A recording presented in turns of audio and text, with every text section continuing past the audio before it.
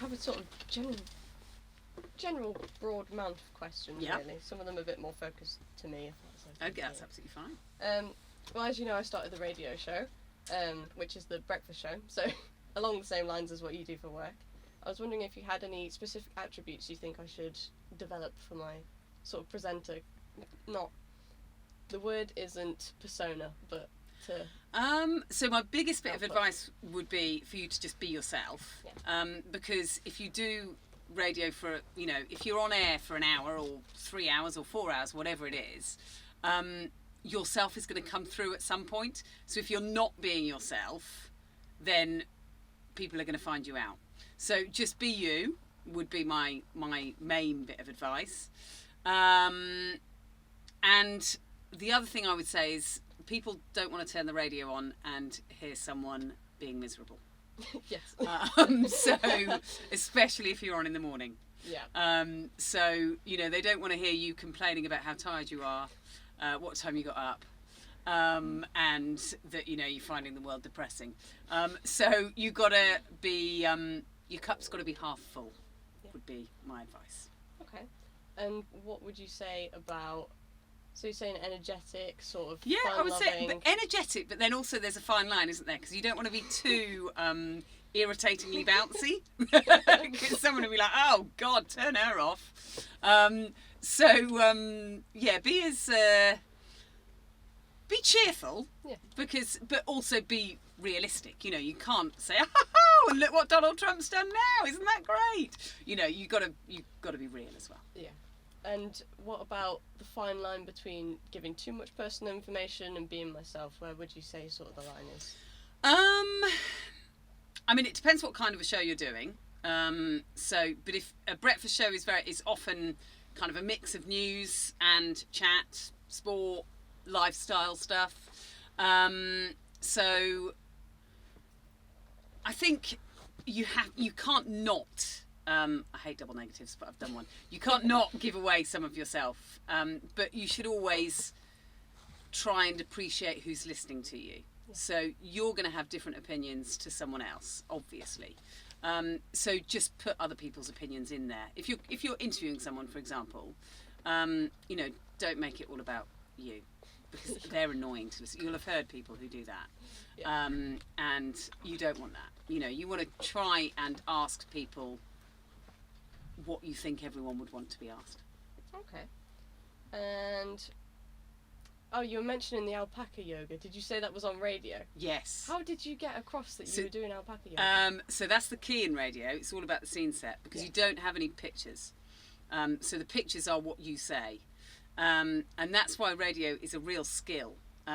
So you really have to learn to paint the picture of what is around you. So, we're in a radio studio now, and, it's pretty boring, isn't it? There's a wooden table, there's a couple of mics, but you've got to, my advice to you would be to try and explain dull stuff well. Okay. So when I first started out, I did a lot of live reporting. And so, you could be sent to, I don't know, a traffic jam or whatever. And you've got to make a traffic jam exciting. It's really not. So you've got to learn to try and bring the minutiae of stuff in and really paint the picture of where you are. Okay. Do you think there's any specific ways to do that? Is it like amplifying your voice, or is it more... make it animated, but also just make it descriptive. So, when you're trying to describe stuff, alpaca yoga's a bizarre thing, isn't it? But you've got an alpaca called Snowy who's nibbling your right shoulder, and then you've got a llama called Larry who's coming up to your toe, and you're sitting on the grass, and it's you just try and really paint those pictures. Okay. And when you were starting out, did you find any particular hard challenges or things you thought you could have done better just to help you get into the sort of presenting side, or even when you started your career in the beginning? Running out of things to say is a massive thing on the radio. That's the worry, isn't it? Because you can just be talking, and so I do a lot of interviews during a 4-hour programme, but often things will go wrong, so the technicals might drop out. So if I've got someone who's on a FaceTime call, their Wi-Fi might go down, and suddenly you haven't got anything, and there's not so much you can say about the story you're doing. So I would always say have something to talk about. So when I get in the morning, I look through the papers and I pick out 4 or 5 stories that if something goes wrong, I can talk about. So, thinking I've been on air this morning, so there was a story in the Times about the fashion shows and whether you're more Scandi chic or Paris style. So you could feel a little bit talking about that. There was something about, I mentioned it earlier on in the presentation, about, my neighbour stole my beavers.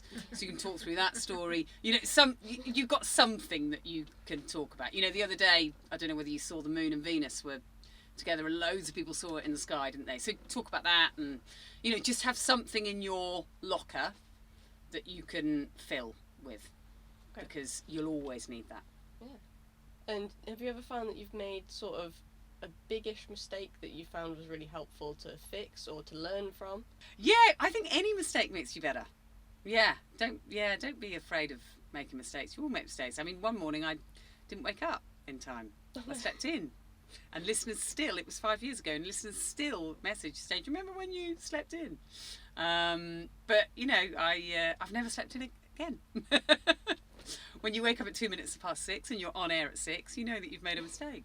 But when I saw all the 50 missed calls from people, when I eventually got hold of my boss, she was just really happy I was alive and not dead in a ditch, which they'd thought. So, okay. Yeah. So that's, all these things make you improve. Yeah.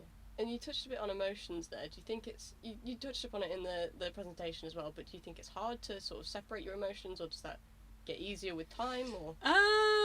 Do you know what? There have probably been a couple of times where when a story has made me cry. Yeah. I remember one of the first times, my then mother-in-law was had Alzheimer's. She was quite young, like early 60s, and to have Alzheimer's, it was, that was quite young. Yeah.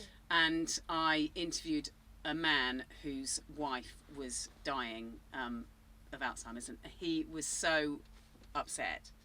And I was going through it with my mother-in-law then, and what he was saying just so rung true with what I was feeling. And so so that's one of the times that I have cried, and I think listeners, well, they did notice.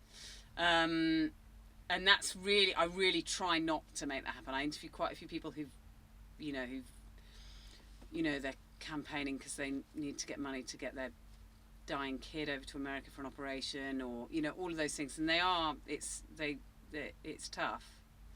Yeah. But you've got to try and remember that what they're going through is so much worse than what you're feeling. So you've got to try and get the story out there. But sometimes we're only human. It's going to make us upset. Yeah. Do you have a protocol if things get too upsetting? Like, do you stop, or do you? If I'm doing it live, I often pre-record people who've gone through hell. Yeah. Just because they're not comfortable to do live stuff. Yeah. But if I'm live, I just try and think of something totally different to make me, kind of pull away. And then I've got, I can play a jingle, play a trail, like pull myself together, and then so there are ways, like you do in life. If you try not to cry, you can, I don't know, think of a Malteser poo and stop. Yeah, exactly. Think about alpaca yoga. Yeah, think about all these things. Deny a smear test. Yes, exactly. That was too far. Yeah, too far. And you say about always having a backup. So do you write your own scripts, or do you have someone write a script for you? So a bit of both. So I, because I've been doing the show for 7 years now. So the producers that work with me, I've got a producer who's there in the morning who live produces me, and then I've got a producer who sets up. They both know how I like things written. Yeah. I'm quite brief. I don't like too wordy scripts, and I never get them to write questions because I feel like they should be natural, my questions to whoever I'm speaking to. But if I will often go in and change scripts just to make them a bit more me, if I feel like, maybe someone else has written them, who, like a reporter who perhaps doesn't know my style as well. Yeah. But no, you should never be afraid to change something and, you know, make it more you. Okay. And you think a bit of improvisation helps that? Absolutely, yeah. And to be honest, like the interviews that I do, like if I'm interviewing, I don't know, an MP or something, then, you know, obviously there's certain things that we're trying to get out of the story. But a lot of stuff I do unscripted because it's, you know, more of a flow. Yeah. And do you ever propose your own stories? Like if something's caught your eye that you really particularly absolutely, like? yeah. And I think you should. Yeah. You know, because, you know, there's always stuff going on, isn't there? Yeah. So, yeah, like, so do you know what? One of the stories that I've proposed to do just in the last week or so is all to do with the weight loss jab. Okay. Because I know loads of people who are trying to get it privately. And I know a pharmacist who says that it's ridiculous the amount of people who are trying to get it privately. And actually a family member of mine is paying 50 quid a week to have it. So I've suggested that we do that as a story, and we're going to do it. So we've got a clinic that's coming on, and so yeah, there's always stuff, and you should always be looking. Yeah, wow. It's sort of really unexpected stories, isn't it? Yeah, but that's really life, isn't it? You know, we often joke that have you ever watched The One Show? Yeah. I mean, so The One Show is, you know, they'll be doing war in Syria, and then they'll be doing, you know, how to peel a banana. But that's kind of life, you know. That is, you know, that's why when you go to the pub with friends, you'll talk about, I don't know, someone's, I don't know, awful breakup, and then you'll be talking about, oh, what crisps do you want? You know, so but that's just, you know, that is how life is, isn't it? Yeah. And do you ever feel that you... How can I word this? Do you ever feel that you ever don't want to do your job, or have you ever thought about doing something different, or is it just always just loved it so much? Yeah, I mean, I'm not going to lie, the early mornings are quite hard sometimes. But no, do you know what I do? I really enjoy my job. And the one thing that really, I mean, I really like the people I work with, and that is really important. I've worked with some people who are not very nice. And so if you work with people that you like and you enjoy the work you do, then go on, stick with it. And how do you deal with sort of the people that you don't like, knowing you have to do the job? It's tricky sometimes because, you know, there's always going to be people that, you know, perhaps are a bit different to you and that you don't kind of agree with their ways. But that is, again, that's life, isn't it? You know, you'll always come up with people like that. So you've just got to try and think of ways to get around it. I mean, avoidance is always one tactic, but often you can't. So yeah, you've got to try and be as you go through life, you learn that everyone's different, and you know you accept people for as they are. Just because you perhaps don't agree with them doesn't mean that you can't kind of roll along with them. And do you have any sort of tips for broadcasting your voice a bit better or being a bit clearer? So I would always say you can speak slower. Okay. Because however slowly you think you're speaking, listen back and you're probably speaking quicker, you know. And yeah, try and be clear. I had a listener once write to me and told me I'd got sloppy diction. Oh. I was outraged. Obviously I read it out on air because I read out all my complaints. Yeah. But yeah, just try and be as clear. Don't shout. You don't need to shout. But just clear and slow. Is that your way of sort of dealing with trolls and people that complain?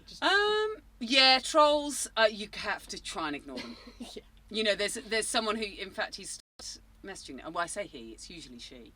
But someone used to just message every day saying stop laughing, and I just said turn me off. There's plenty of other radio stations out there, just turn me off. But every day they keep so yeah, just ignore them. Yeah. Ridiculous. Yeah. You've got to laugh on the radio. You can't please all of the people all the time. No. If they don't want to listen to you, then they can turn off. Fine. Thank you very much. Pleasure. Thank you.